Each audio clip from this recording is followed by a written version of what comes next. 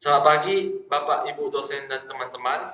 Pada kesempatan kali ini, kami dari tim Alpine akan menjelaskan tugas proyek UTS kami. Dengan saya sendiri ada Madin Saputra, kemudian ada Jikin Lim, Lilis Elisa, Charles Lauren, dan Kenzi Aluna Ricardo. Tanpa basa-basi lagi, mari kita mulai presentasi ini.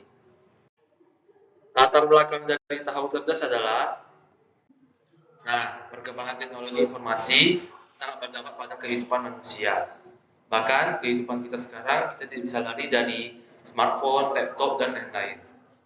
Meskipun kemudahan akses informasi, ketergantungan ini tidak selalu positif, terutama dalam hal pendidikan.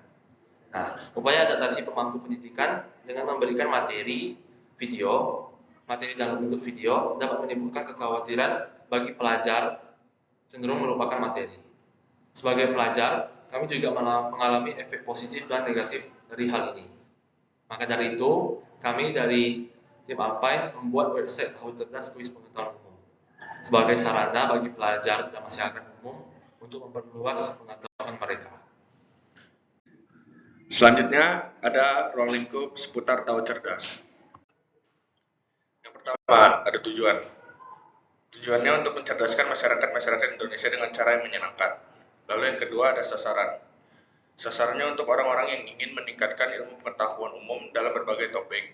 Lalu yang ketiga ada pihak terlibat. Pihak yang terlibat dalam pembuatan proyek ini adalah anggota Alpine. Nah, kemudian solusi yang dibuat oleh Alpine untuk mengatasi permasalahan yang telah dijelaskan sebelumnya di latar belakang adalah sebagai berikut. Yang pertama adalah kami membangun website Tahu Cerdas sebagai website yang gampang diakses dan mudah dipahami oleh pengguna. Website Tahu Cerdas menggunakan konsep yang interaktif, bersaing, dan mengevaluasi. Kemudian teknologi yang kami gunakan untuk membangun website Alpine adalah sebagai berikut.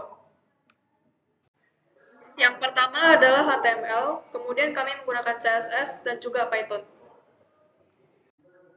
Tampilan UI dari website Tahu Cerdas adalah sebagai berikut. Pada proyek Tahu Cerdas kami menggunakan logo Alpine sebagai elemen latar belakang. Dan pada Tahu Cerdas kami hanya menggunakan satu jenis font, yaitu Robotos Lab. Dan color palette utama yang kami gunakan pada website Tahu Cerdas adalah warna hijau tua dan putih. Pada halaman pertama kami, para pengguna boleh memulainya dengan mengklik tombol mulai yang ada di sana. Setelah itu, pengguna akan diarahkan ke halaman berikutnya. Di halaman ini menampilkan penginputan nama. Setelah pengguna menginput nama, pengguna harus menekan tombol selesai untuk menuju ke halaman berikutnya. Pada halaman ini, pengguna boleh memilih salah satu kategori di antara kategori yang tersedia. Ada PKN, IPA, PJOK, dan pertanyaan random. Setelah pengguna memilih kategori, maka akan dimulai dengan countdown, dimulai dari detik ketiga. Setelah detik ketiga, akan dilanjutkan ke detik 2. Setelah detik 2, maka akan dilanjutkan detik 1, dan kemudian akan masuk ke halaman kuis. Selanjutnya, pada halaman kuis, pertanyaan akan ditampilkan selama 15 detik, dan pengguna harus menjawab jawabannya dengan menekan silang atau centang. Selanjutnya, pada halaman hasil kuis, di sini akan berisi bila nilai pemain di bawah 70, maka akan muncul tampilan contoh 1. Misalnya, belajar lagi ya. Kemudian, jika pemain nilainya di atas 70, maka akan berisi tulisan, wah kamu hebat. Kemudian, ketika tombol balik diklik, maka akan kembali ke halaman kategori kuis.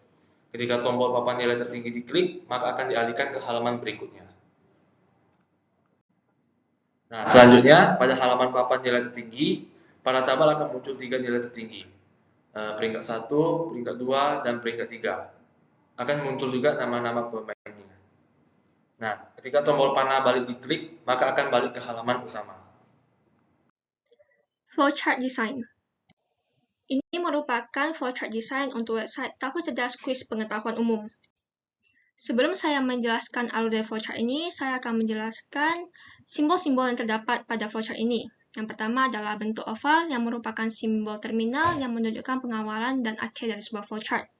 Dan selanjutnya ada bentuk persegi panjang yang merupakan simbol processing yang menunjukkan kegiatan yang terjadi pada komputer itu. Dan simbol ketiga terdapat jajar genjang yang menunjukkan output dan input yang terjadi. Simbol keempat terdapat bentuk belah ketupat yang merupakan sebuah simbol keputusan atau decision. Dan juga ada simbol panah yang berfungsi untuk menunjukkan alur dari flowchart itu. Untuk alur dari flowchart ini akan dimulai dari sebuah bentuk oval yang merupakan permulaan dan dilanjutkan dengan bentuk persegi panjang dengan tulisan benar sama dengan 0, salah sama dengan 0. Ini adalah deklarasi variabel. Selanjutnya adalah input nama pemain. Pilih kategori soal. Tampilan soal sesuai dengan kategori yang dipilih sebanyak 10 soal.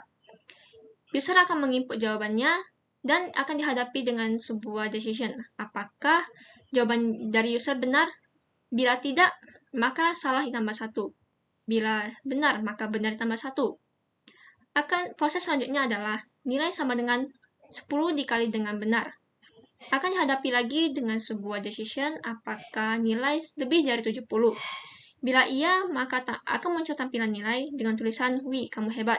Bila tidak, maka akan muncul tampilan nilai dengan tulisan, "Belajar lagi ya." Di sini terdapat sebuah decision. Apakah ingin melihat papan nilai? Bila tidak, akan dialihkan dengan decision selanjutnya. Bila iya, maka akan dialihkan ke papan nilai. Di sini dapat lihat sebuah garis, sama juga akan dialihkan ke decision di mana apakah ingin keluar dari website. Bila tidak, maka akan dialihkan ke pilih kategori soal. Bila tidak, maka proses selesai. Demikian presentasi proyek UTS kami. Jika ada salah kata, mohon dimaafkan. Terima kasih atas perhatiannya.